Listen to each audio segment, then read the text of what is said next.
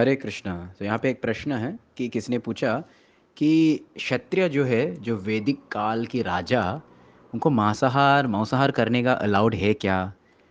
अगर है या नहीं तो क्यों? और ख़ास करके उनको शिकार करने का जाते हैं जंगलों में, क्या उसका पाप लगते क्या? कि सच है क्या? कुछ लोग कहते हैं कि क्षत्रिय लोग का खा सकते हैं नॉन वेज। तो इसके बारे में हम थोड़ा चर्चा करेंगे। तो सबसे पहले ये एक्चुअली ये उत्तर हमने ऑलरेडी पहले डिस्कस किया। अगर आप पुराना ऑडियो सुनेंगे जिसमें हम रामचंद्र भगवान के बारे में चर्चा किया, कि कुछ लोग आरोप करते हैं कि रामचंद्र भगवान नॉनवेज खाते, मांस खाते हैं क्योंकि वो जंगल में गए थे शिकार करने के लिए। और उसमें से हमने एक्सप्लेन किया ऐसा कुछ नहीं है।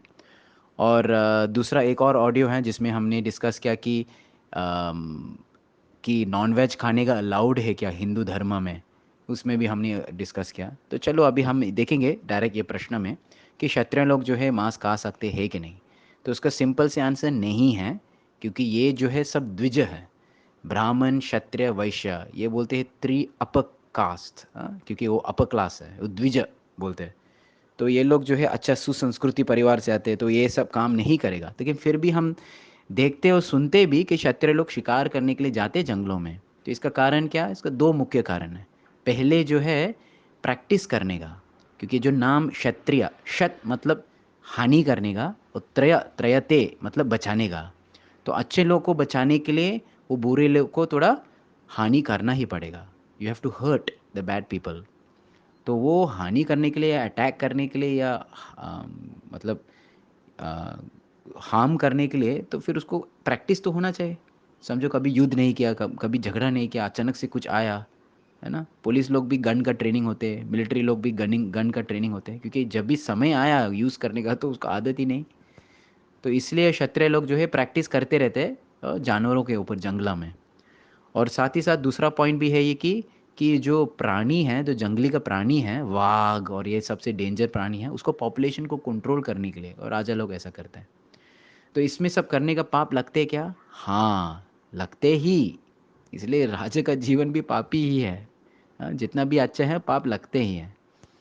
सो एक पॉइंट जो है, वो राजा भले वो क्षत्रिय हैं, वो बिल्कुल नॉनवेज खाने का अलाउड ही नहीं। आजकल का है ऐसे लोग जो बोलते नहीं नहीं नहीं, मैं क्षत्रिय धर्म से, मैं क्षत्रिय कुल से हूँ और हमारा कुल में अलाउड है। ये गलत है।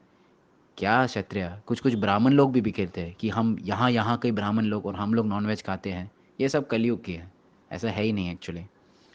तो एक सुंदर स्टोरी आता है कि एक बार एक साधु है, चार प्रकार के लोग को मिले। तो पहले जब ये उन्होंने एक ब्रह्मचारी को मिला, उन्होंने कहा कि अब मरो, अब जल्दी मरो, ये वरदान है मेरे लिए, आपके लिए। क्यों? क्योंकि ब्रह्मचर्य का जीवन बहुत तपस्या है, बहुत कठिन है, तो जल्दी मरेंगे तो डायरेक्ट भगवत धाम जाएंगे। बराबर। और फिर दूसरा उन्होंने एक कसाई को मिला था। तो कसाई को मिला तो उन्होंने डायरेक्ट बोला कि न जीवा न मरा, अब जियो मत, अब मरो मत। क्योंकि आप जिएंगे भी आपका लाइफ में प्रॉब्लम, पाप ही करते हैं आप। और आप मरेंगे भी आपका लाइफ ही प्रॉब्लम, क्योंकि आप नरक में जाएंगे। तो जियो मत, मरो मत। फिर उसके बाद उन्होंने एक सन्यासी को मिला था। तो उन्होंने कहा कि आप जियो वा मरो वा, आपको जीना तो जियो, आपको मरा तो आपको मरो। क्योंकि आपका दोनों, आपके लिए कुछ फ़र्क नहीं पड़ते, आप तो सन्यासी है, सब विरक्ति है। जीने के लिए भी आप भगवान का सेवा करते हो, मरेंगे भी आप भगवान का सेवा, तो कुछ फ़र्क नहीं है। तो 14 आदमी जो है उन्होंने मिला एक राजा है। वो क्या बोला, क्या वरदान दिया ये साधु महाराज? उन्होंने बोला जियो, लंबे समय के लिए जियो। क्यों? क्योंकि राजा ऐसा पापी है कि पूरा जीवन भर एंजॉय करते, शोषण करते, इंद्रिय भोग करते, कि उसको जिएंगे तो उसका जीवन अच्छा है। अगर वो मरेंगे, इतना पाप कि अगला जन्म उसका कुछ और गड़बड़ जन्म मिलेगा ही ज़रूर। तो एक राजा का जन्म एक जन्म के लिए अच्छा है, लेकिन शापित है एक्चुअली। हरे कृष्णा।